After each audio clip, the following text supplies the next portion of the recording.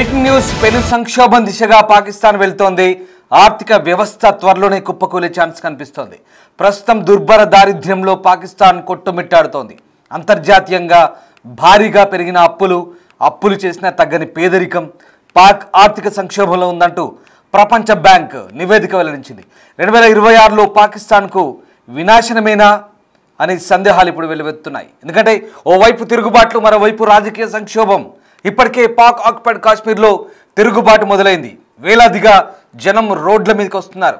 రాజకీయ ఆర్థిక వివక్షతకు వ్యతిరేకంగా ఉద్యమాలు చేస్తున్నారు. అటు పాకిస్తాన్కు BLA చుక్కలు చూపిస్తోంది. ఇప్పటికే స్వతంత్ర దేశంగా ప్రకటించుకుంది బలూచిస్తాన్.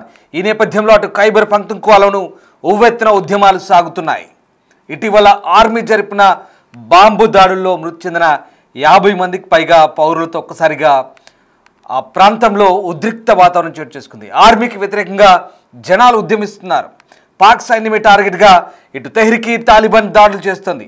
TTP మెరుపు దాడుల్లో ఇప్పటికే 10ల సంఖ్యలో పాకిస్తాన్ ఆర్మీ సైనికులు మృతి చెందారు. తాలిబాన్లు TLP దాడులతో ఆర్మీ ఉక్కిరిబిక్కిరవుతుంది. ఇక పాకిస్తాన్లో ఎక్కడ చూసినా అల్లకల్లోలమే. ఆర్థిక సంక్షోభం, రాజకీయ అస్థిరత. అల్లకల్లోలంగా మారిన పాకిస్తాన్లో ఇప్పుడు దారిద్ర్యం తాండవిస్తోంది. ఇదే విషయాన్ని ప్రపంచ బ్యాంక్ నొక్కి చెప్పింది. ఎస్, మీరు వింటుంది నిజమే. పాకిస్తాన్లో దుర్భర దారిద్ర్యం తాండవిస్తున్నట్టు ప్రపంచ బ్యాంక్ కీలక నివేదిక వెల్లడించింది. ప్రపంచ బ్యాంక్ కీలక ప్రకటన చేసింది. IMF నుంచి భారీగా రుణాలు తీసుకున్నా పేదరికం తగ్గలేదని చెప్తోంది. 8 ఏళ్ల గరిష్ట స్థాయికి పేదరికపు నిష్పత్తి పెరిగిందంటూ ప్రపంచ బ్యాంక్ వెల్లడిస్తోంది. గ్రామీణాభివృద్ధిని వదిలేసి రక్షణ వ్యయంపైనే పాకిస్తాన్ ప్రభుత్వం దృష్టి పెడుతోంది. ప్రస్తుత ఆర్థిక నమూనా పూర్తిగా విఫలమైందంటూ వెల్లడించింది. కీలక విధాన సంస్కరణలు చేపట్టాలంటూ ప్రపంచ బ్యాంక్ సూచిస్తుంది. అంటే ప్రపంచ బ్యాంక్ ఏం చెప్తోంది? ఆ దేశంలో అభివృద్ధిని వదిలేసి ఎంతసేపు తీవ్రవాదాన్ని పెంచి పోషిస్తూ యుద్ధాలకు కయ్యానికి కాలు దువ్వుతున్న పాకిస్తాన్ బుద్ధి మార్చుకోకపోతే సర్వనాశనం కాబోతుంది త్వరలోనే అంటూ ప్రపంచ బ్యాంకు వెల్లడిస్తోంది.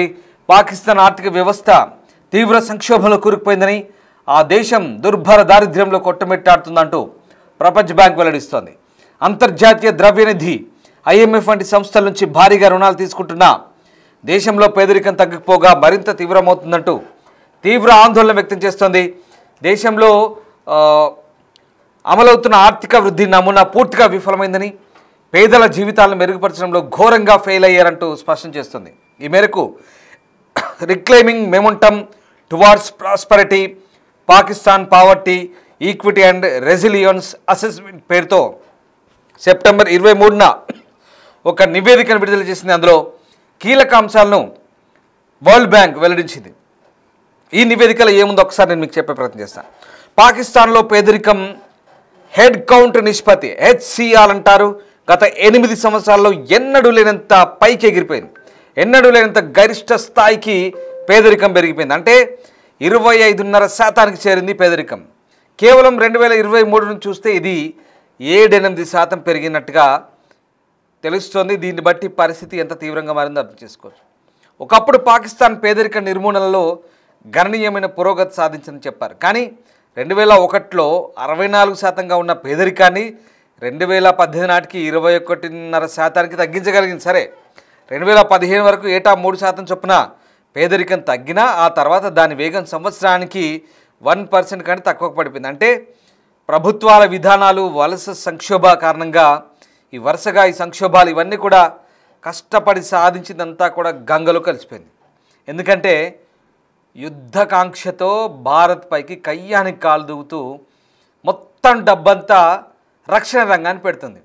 సరే, రక్షణ రంగాన్ని పెడుతుంది, ఏదో దేశాన్ని కాపాడుకుంటుందా సైనికులు అంటే కాదు. ఆ డబ్బంతా కూడా ఆర్మీ చేతుల్లోకి వెళ్తుంది. ఆర్మీ జనరల్స్, ఆర్మీ అధికారులు డబ్బును పోగేసుకొని కాంట్రాక్ట్లు చేసుకొని విదేశాల్లో తమ కుటుంబాలను పెట్టి $1 బిలియన్ పోగేసుకొని విదేశాలకు తరలిస్తున్నారు. ఇది పాకిస్తాన్ ఆర్మీ తీరు. బహుశా మీరు ఎక్కడ చూసుండరు, ప్రపంచంలో పాకిస్తాన్లో తప్ప ఆర్మీ ఎక్కడైనా ప్రజలకు సంబంధించినటువంటి అభివృద్ధి కార్యక్రమాల్లో కాంట్రాక్టులు చేస్తుందా, ప్రాజెక్టులు నిర్మిస్తుందా, ఎక్కడైనా ప్రజలకు కావాల్సిన అభివృద్ధి నిధులు ఆర్మీ ఖర్చు పెడుతుందా? కానీ పాకిస్తాన్లో ఆర్మీకి అన్ని పవర్స్ ఉన్నాయి. అసలు ప్రజాస్వామ్యబద్ధంగా ఎన్నికైన పాలకుల కంటే ఆర్మీనే పవర్ఫుల్ పాకిస్తాన్లో. పాకిస్తాన్ ఆర్మీ వాళ్ళు ఏది చెప్తే అది. పూర్తిగా అక్కడి ప్రభుత్వాలు ఆర్మీ చెప్పు చేతల్లో నడుస్తాయి. ఆర్మీ ఏది చెప్తే అది, ఆర్మీ ఎంత చేస్తే అంత. అదిగో చూడండి, బలూచిస్తాన్లో ఒక సైనికుడిని ఏ రకంగా కొట్టుకుంటూ తీసుకెళ్తున్నారో ఆ దృశ్యాలు చూస్తే మనకు అర్థమవుతున్నాయి. చాలా దారుణమైన సిచ్యువేషన్. కట్టేసి కొట్టుకొని తీసుకెళ్తున్నారు, తన్ని తరుముతున్నారు. మరొక బాక్స్లో చూడండి, గతంలో బలూచిస్తాన్ ప్రావిన్స్లో క్వెట్టా దగ్గర ఒక పాకిస్తాన్ ఆర్మీకి చెందిన వాహనం వెళ్తుంటే దాన్ని ఏ రకంగా అడ్డుకొని తన్ని తరిమేశారో, అలాగే బాంబులు పెట్టి పేల్చివేశారో, అలాగే అడ్డుకొని అట్నుంచి అటే వెనక్కి తిరిగి పంపుతున్నారు. అవన్నీ మనం ఆ దృశ్యాలు, ఫైల్ షాట్స్ అవన్నీ గతంలో జరిగినవి. ఇక ఖైబర్ పఖ్తూన్ఖ్వా చెప్పాల్సిన పని లేదు. తెహ్రీక్ తాలిబాన్ అటు ఖైబర్ పఖ్తూన్ఖ్వా ప్రావిన్స్లో తాలిబాన్ ఆఫ్ఘనిస్తాన్ వైపు ఉన్నటువంటి ఆ ప్రాంతంలో అక్కడ గొడవలే. ఇక బలూచిస్తాన్ అంటే సపరేట్ అయిపోయింది ఆల్రెడీ. సపరేట్ దేశం కావాలంటూ వాళ్ళు జెండాను సపరేట్ పెట్టుకున్నారు, సపరేట్ దేశంగా ప్రకటించుకున్నారు, ప్రత్యేక చిహ్నాన్ని ఏర్పాటు చేసుకున్నారు, ప్రత్యేక పరిపాలన అన్నారు. మమ్మల్ని అందరినీ గుర్తించండి అంటూ ప్రపంచ దేశాలని వాళ్ళు కోరుతున్నారు, ఐక్యరాజ్యసమితితో సహా. ఇటు పాక్ ఆక్యుపైడ్ కాశ్మీర్లో ఇప్పటికీ అల్లకల్లోలమే, అక్కడ గొడవలే. అక్కడ తెహ్రీక్ తాలిబాన్ పాకిస్తాన్ అక్కడ ఉంది. మొత్తం మీద నలుమూలల పాకిస్తాన్కు ముచ్చెమటలు పట్టిస్తున్నారు పాకిస్తాన్ ఆర్మీని. ఇంత జరుగుతున్నా పాకిస్తాన్లో భారీ వర్షాలు కురుస్తున్నా, వరదలు వచ్చినా, జనాలు కొట్టుకుపోతున్నా, చస్తున్నా, అక్కడ దేశంలో తినడానికి తిండి లేకపోయినా వీళ్ళకి మాత్రం యుద్ధాలు కావాలి. ఇప్పటికీ భారత్తో కయ్యానికి కాలుతున్నారు. ఇప్పటికి కూడా మొన్న IMFతో బతిమాలి, వేరే యూరోపియన్ దేశాలతో చెప్పించుకొని బతిమాలి అక్కడ $8 బిలియన్ ప్యాకేజ్ తెచ్చుకొని ఏం చేశారు ఆ డబ్బంతా అంటే మళ్ళీ ఆర్మీకి తగలబెడుతున్నారు. అంతా రక్షణ రంగానికి పెడుతున్నారు. సరే, రక్షణ రంగాన్ని పెట్టి ఏదైనా అత్యంత అధునాతన ఆయుధాల సంపత్తి సమకూర్చుకొని డెవలప్ చేసుకుని అది కాదు, అంతా ఆర్మీ చేతులకు వెళ్ళి ఆర్మీ పాలకులంతా కూడా దాన్ని బొక్కి విదేశాలకు వెళ్తున్నారు. చాలా దారుణమైన సంక్షోభంలో ఉంది పాకిస్తాన్. వాస్తవానికి అక్కడి ప్రభుత్వ విధానాలు పేదరిక నిర్మూలన కోసం గ్రామీణాభివృద్ధిపై దృష్టి పెట్టాల్సింది పోయి పాకిస్తాన్ ప్రభుత్వం రక్షణ రంగ వ్యయాన్ని పెంచుకోవడం పైన అధికంగా దృష్టి సారించిందంటూ ప్రపంచ బ్యాంక్ కూడా అదే తిడుతున్నారు. దేశ జనాభాలో 42% ఉన్న మధ్యతరగతి వర్గాలు కూడా పూర్తిగా ఆర్థిక భద్రతను సాధించేందుకు తీవ్రంగా పోరాడుతున్న పరిస్థితి. ఇది కేవలం పేదల సమస్య కాదు, దేశ ఆర్థిక వ్యవస్థ పునాదులే బలహీనంగా ఉన్నాయంటూ చెప్తున్నారు. గతంలో విజయవంతమైన ఆర్థిక నమూనా ఇప్పుడు పరిమితులు చేరుకుంది. చిన్నపాటి ఆర్థిక కుదుపులకి ప్రజలు తిరిగి పేదరికంలో జారిపోయే పరిస్థితి ఏర్పడింది. ముఖ్యంగా కరోనా తర్వాత దేశాన్ని అతలాకుతలం చేసిన వరదలు, రికార్డు స్థాయికి చేరిన ద్రవ్యోల్బణం, ఆర్థిక అస్థిరత, వరుస సంక్షోభాలు పాకిస్తాన్లోని వ్యవస్థలోని బలహీనతలను బయటపెట్టినట్టుగా కనబడుతోంది. ఇక ఈ క్లిష్ట పరిస్థితులు బయటపడాలంటే పాకిస్తాన్ ప్రభుత్వం సంస్కరణలు చేయాలంటూ ప్రపంచ బ్యాంక్ చెప్తోంది. సంస్కరణలు చేయాలంటే పాకిస్తాన్ చాలా జాగ్రత్తగా వ్యవహరించాలి, పేదరికంలో అసమానతలు తొలగించాలి, సమర్థవంతంగా ఎదుర్కోవాలంటే ఒక రోడ్ మ్యాప్ చేసుకోవాలి, ఎక్కడెక్కడ అభివృద్ధి ఉంది, ఎక్కడెక్కడ లేదు, ఎక్కడెక్కడ అవసరము నిధులు అని చూసుకోవాలి. సపోజ్ చెప్తాను, బలూచిస్తాన్ ప్రావిన్స్లో అభివృద్ధి లేదు. అభివృద్ధి అంతా కేవలం పంజాబ్లో ఉంది, సింధులో ఉంది. ఎంతసేపు చూస్తే లాహోర్, ఇస్లామాబాద్ ఇటువైపే తిరుగుతుంది తప్ప ఖైబర్ పఖ్తూన్ఖ్వా సైడ్ లేదు, బలూచిస్తాన్ లేదు. POKలో పేరుకే ప్రత్యేక ఆజాద్ కాశ్మీర్ అని చెప్తారు, కానీ పవర్ అంతా ఇస్లామాబాద్ నుంచి, పెట్టుబడులు అక్కడ ఏమి ఉండవు. అభివృద్ధి అంతా కేవలం పంజాబ్ రాష్ట్రంలోనే ఉంటుంది, పాకిస్తాన్ పంజాబ్లో. సింధులో మాత్రమే ఉంటుంది, అంటే ఇస్లామాబాద్, లాహోర్, కరాచీ చుట్టే తిరుగుతుంది. ఇక్కడే ఉంటారు, ఉన్న కొద్ది మంది చేతుల్లోనే సంపద ఉంటుంది. ఇది ఇంకెక్కడ సమానత, ఎక్కడ అసమానతనే. ఇంత జరుగుతున్నా కూడా పాకిస్తాన్లో ఇంకా అక్కడ ఇప్పట్లో సెట్ అవ్వదు. మీకు తెలిసిందే, రొట్టె కోసం, రొట్టె చేసుకునే పిండి కోసం ఎంతలా తన్నుకున్నారో మీకు తెలిసిందే. కాఫీ పొడి, టీ పొడి కొనుక్కోవద్దు, తాగొద్దు, టీ తాగొద్దు అంటూ ఆ దేశ మంత్రి స్వయంగా గతంలో చెప్పిన మాటలు మనం మర్చిపోలేదు. ఇది పాకిస్తాన్ పరిస్థితి. పాకిస్తాన్ ఇంకా దారిద్ర్యంలో కొట్టుమిట్టాడుతుంది. పొలిటికల్గా సరిగ్గా ఉండదు, అన్సర్టినిటీ, రాజకీయ అస్థిరత, ఎప్పుడు ఎవడుంటాడో ఎవడు పోతాడో తెలియదు, ఎక్కడ తిరుగుబాటు అవుతుందో తెలియదు. ఒక్కటి మాత్రం చెప్తాను, ఇక్కడ కొసమెరుపు ఏంటంటే నేపాల్లో జరిగింది, బంగ్లాదేశ్లో జరిగింది, శ్రీలంకలో జరిగింది తిరుగుబాటు, నెక్స్ట్ పాకిస్తాన్లోనే జరగబోతోంది. ఎస్, ఇది నిజం. ఎందుకంటే అక్కడి పరిస్థితులు చూస్తే ప్రస్తుతం అవునని అనిపిస్తుంది. దేశాన్ని తాకట్టు పెట్టని చూస్తున్నారు అమెరికాకి. పాకిస్తాన్లో పరిస్థితి చాలా దారుణంగా ఉంది. ఇది మనం ఏదో కోపంతో చెప్పట్లేదు, మన పక్క దేశం, మన శత్రు దేశం అని నేనేదో దాన్ని ప్రెడిక్ట్ చేసి చెప్పట్లేదు. అది ప్రపంచ బ్యాంకులు చెప్తున్న వాస్తవాలు అవి. పాకిస్తాన్లో దారిద్ర్యం తాండవిస్తోంది. చాలా దారుణమైన పరిస్థితి ఉంటుంది. పేదరికం పెరుగుతోంది. బహుశా ఇంకో ఏడాది 2 నెలల్లో పాకిస్తాన్ కనుక పరిస్థితులు మారకపోతే, ఒక రోడ్ మ్యాప్, ఒక నమూనా లేకపోతే ఖచ్చితంగా అల్లకల్లోలంగా మారే అవకాశం ఉంది. ఇప్పటికే చుట్టూ నలువైపులా తీవ్రవాదంతో పెంచి పోషించుకుంటున్న పరిస్థితి. ఇంకా కూడా కొత్త కొత్త గ్రూపులు ఏర్పడుతున్నాయి. ఒక లేడీ తీవ్రవాద సంస్థ పెట్టిందట, ఆమెకేం పోయే కాలం. అజర్ మసూద్ చెల్లె అంట. మరోవైపు ఐఎస్ఐ ఇంకో గ్రూప్ను పెట్టింది ఇక్కడ బలూచిస్తాన్లో.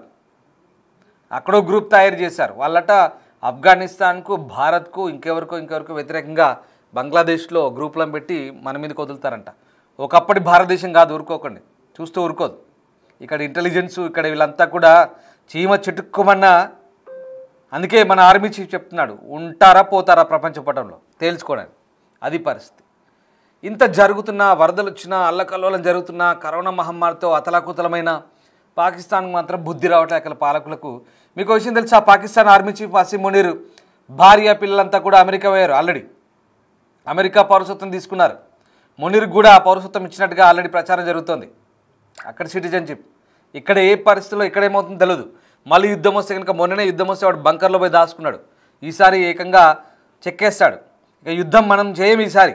అక్కడే అంతర్గత యుద్ధం అవుతుంది. బంగ్లాదేశ్, పాకిస్తాన్. బంగ్లాదేశ్లో హసీనాపైకి ఎట్లా దాడి చేశారో, మొన్న నేపాల్లో పోయి ఆ రాజుని ఇంటికి ఎట్లా పోయి తన్ని తరిమారో, రేపు పాకిస్తాన్లో షెబాజ్ షరీఫ్ కానీ ఇంటికి పోయి కూడా అట్లే తంతారు జనాలు. ఖచ్చితంగా పరిస్థితి అక్కడికే దాపురిస్తుంది. అలాంటి సిచ్యువేషన్ ఉంటుంది. పాకిస్తాన్ కనుక మారకపోతే, అంటే మనమేదో అక్కస్తో కోపంతో చెప్పట్లేదు ఈ మాటలు, మనకెందుకు, వారి ఊర్లో, వారి ఇంట్లో, వారి దేశంలో ఏమైతే మనకేంటి. కానీ అక్కడ ఆర్థిక పరిస్థితులు అంత బాగా లేకున్నా కూడా మన మీద యుద్ధానికి, కయ్యానికి కాలు దూకుతున్నారు చూసారా, అది దారుణం. కాశ్మీర్ చాలదన్నట్టు మళ్ళీ సర్క్రిక్ దగ్గరకు వస్తున్నారు, గుజరాత్ దగ్గరికి. అక్కడ చొరబాట్లకు ప్రయత్నిస్తున్నారు. అందుకే మన ఆర్మీ చీఫ్ చెప్తున్నాడు, ప్రపంచ పటంలో ఉండాలో లేదో తెలుసుకోవాలని. అదే జరగబోతుంది. రేపటి రోజు పాకిస్తాన్ పరిస్థితి కూడా అంతే అల్లకల్లోలంగా మారబోతుంది. ఓవరాల్గా ఇవన్నీ కలిసి పాకిస్తాన్ పరిస్థితి 2026లో ఎట్లా ఉంటుందని ఒకసారి ఊహించుకోండి. చాలా దారుణమైన పరిస్థితి ఉంటుంది. అంతర్గత కల్లోలాలు, ఆర్థిక వ్యవస్థ చిన్నాభిన్నంతో ఖచ్చితంగా తారుమారే అవకాశం ఉంది. ఆర్మీ అధికారులంతా దేశం విడిచి చెక్కేసే రోజులు త్వరలోనే ఉన్నాయి. ఇక ఈ మంత్రులు, ప్రధానులు, వీళ్ళు చెప్పుకుంటున్న సోకా లీడర్లంతా కూడా బట్టలు విడిచి కొడతారు, బట్టలు ఉడదీసి కొడతారు, రోడ్లపై తన్నుకుంటూ తరిమే రోజులు కూడా. ఎందుకంటే వీళ్ళ పద్ధతి మార్చుకోకపోతే, పాకిస్తాన్లో జనం కనుక తిరగబడితే, ఆర్థిక సంక్షోభం వస్తే కనుక అక్కడ కూడా పరిస్థితులు మరో బంగ్లాదేశ్, మరో నేపాల్ మాదిరిగా తయారయ్యే అవకాశాలు త్వరలోనే ఎంతో దూరంలో లేవో అనిపిస్తుంది.